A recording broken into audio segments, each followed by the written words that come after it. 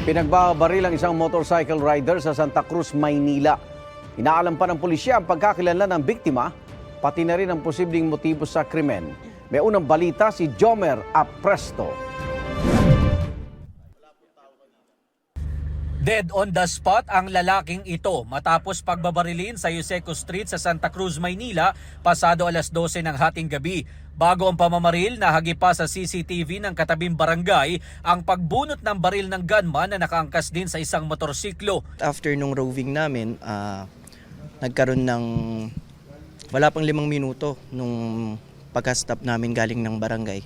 May narinig na lang kaming 3 hanggang 5 putok na inaasam namin na baril nga. Nang muling ikutan ng lugar, dito na nila nakitang nakahandusay ang biktima. 5 basyo ng bala ng caliber 45 ang nakita sa crime scene.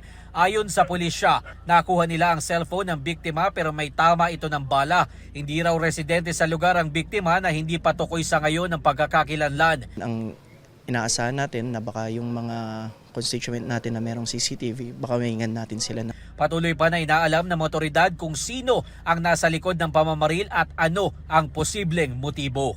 Ito ang unang balita, Jomer Apresto para sa GMA Integrated News.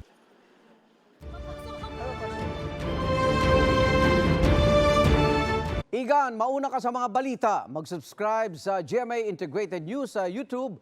Sa mga kapuso abroad, subaybayan nyo kami sa GMA Pinoy TV at sa www.gmanews.tv.